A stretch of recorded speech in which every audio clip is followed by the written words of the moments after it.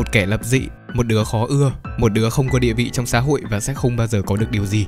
Nghe cay thật, nhưng đây là Van Gogh trong mắt hầu hết mọi người thời đó. Nếu như mà các bạn không biết thì video này tôi sẽ tóm tắt lại tiểu sử cuộc đời của họa sĩ Vincent van Gogh. Ở video top 10 họa sĩ lần trước, tôi thì cũng méo hiểu sao tôi lại đọc nhầm tuổi của ông này nữa. Sinh năm 1853, mất năm 1890, thọ 37 tuổi, nhưng mà lúc đấy tôi lại đọc thành 47 tuổi. Ông thì sinh ra ở Groot-Zender, một thị trấn ở Hà Lan lúc bấy giờ. Sinh ra trong một gia đình có truyền thống nghệ thuật, có một người cha làm mục sư, mẹ thì tôi không tìm được thông tin, nhưng mà ông có tận 3 người chú làm nghề buôn bán nghệ thuật, chắc là buôn tranh, còn tranh lậu hay không thì tôi không biết.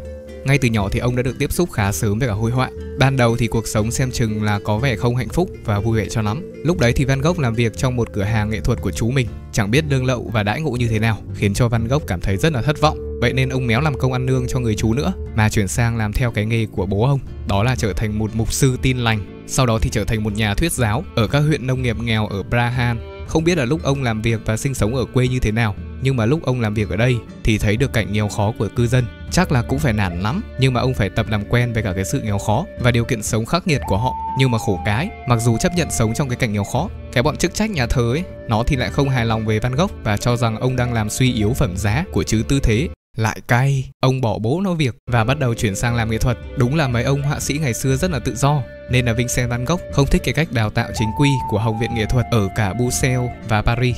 Không thích là không thích, nhưng mà vẫn phải học. Những nỗ lực đầu tiên đối với nghệ thuật thì chưa chỉ ra được tài năng của ông sau này. Ban đầu khi theo học, có thể nói Mr. Van là một học sinh vụng về hơn những cái người khác. Van Gogh lại còn phải học lùi lại 1 năm vì cảm thấy là không có khả năng về vẽ. Tức là bị đúp lớp à?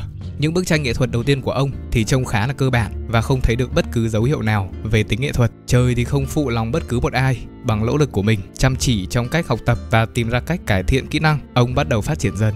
Tuy nhiên, những khó khăn và trở ngại vẫn luôn đeo bám ông suốt cả cuộc đời. Ông này mà sinh ra tại Việt Nam ấy thì phải cho đi giải hạn ngay lập tức. Cũng có thể là do ông bị overthinking nên ông toàn tự cho là mình kém cỏi. Có một lần trong lúc mà ông gửi thư cho em trai của mình, ông viết trong thư và mô tả nỗ lực của mình giống như là những cái nét vẽ thô sơ nguệch ngoạc, tức là có nỗ lực nhưng mà không đáng kể, kiểu như vậy.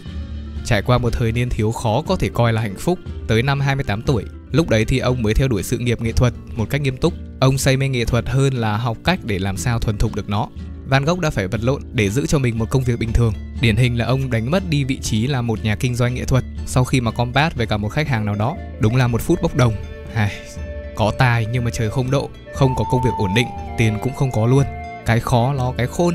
Van Gogh quyết định nhờ đến sự giúp đỡ của một người em, và cũng là em trai của ông luôn, có tên là Theo Van Gogh. Quyết định của ông thì chắc chắn là vay tiền rồi. Em trai của ông thì rất là hào phóng, thậm chí là hào phóng trong suốt cả cuộc đời của ông luôn. Thường xuyên hỗ trợ về mặt tiền bạc cũng như là chất liệu để ông vẽ tranh, với một mục đích là sau này có nổi tiếng thì phải cho em theo với. Cái này tôi đoán thôi nhé.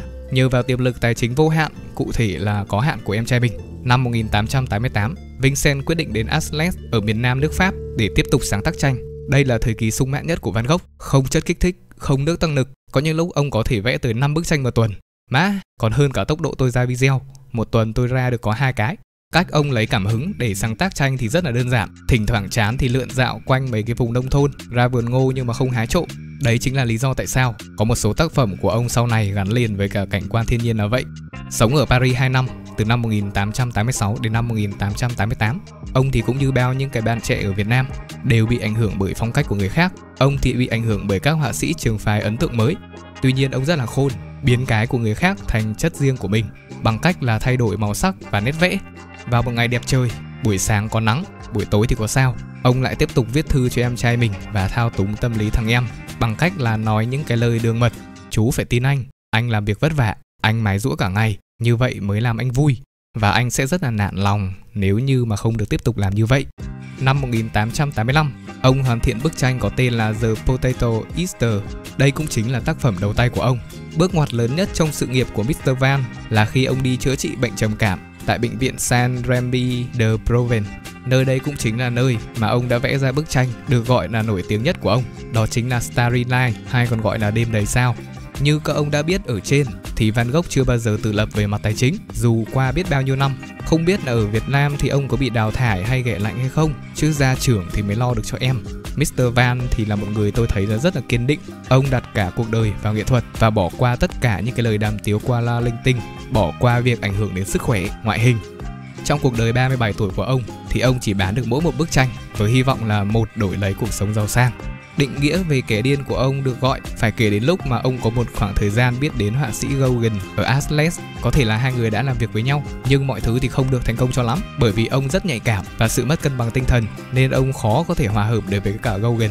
Sau 2 tuần hợp tác, Van Gogh tiếp cận Gauguin bằng một lưỡi dao cạo, chắc là dao cạo râu. Nghe thì rất chi là Hollywood, khiến cho Gauguin phải chạy trốn trở lại Pháp, nhưng mà vẫn phải để lại một chút thịt, đó chính là phần tai dưới của Gauguin. Điên thật đấy. Hành động vừa rồi là dấu hiệu cho sự mất cân bằng tinh thần, dường như là nó ngày càng tăng cao. Sau đó thì ông bị chính quyền tống vào bệnh viện tâm thần.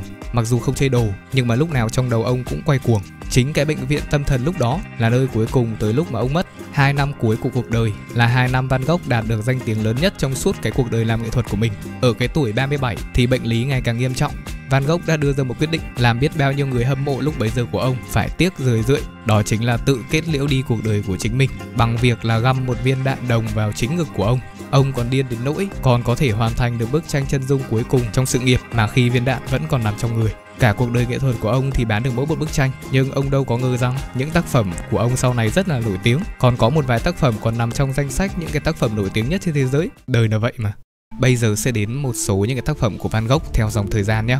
Đầu tiên là chân dung tự họa với chiếc tẩu năm 1886. Tiếp theo thì cũng là chân dung tự họa nhưng mà không ngậm tẩu nữa, sáng tác năm 1886. Đôi giày năm 1887. Lại là chân dung tự họa tiếp, bên trái là với chiếc mũ rơm, bên phải thì là một bức tranh chân dung bình thường, cũng năm 1887 luôn.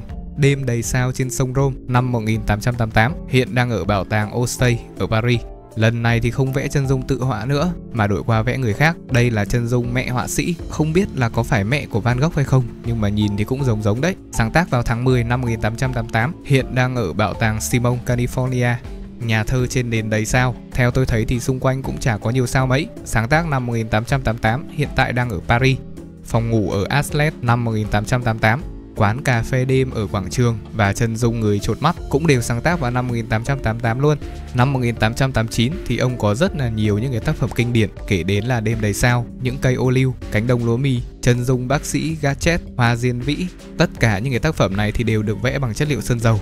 Nói chung là còn rất là nhiều những cái bức tranh khác nhưng mà tôi bị lười liệt kê ấy. Thôi, nếu mà các ông muốn xem thì có thể lên trên mạng xem nhé. Trên đây là tóm tắt nhanh về tiểu sử của họa sĩ Van Gogh. Chắc chắn là sẽ không đầy đủ được đâu, nên là các ông xem thì thông cảm nhé.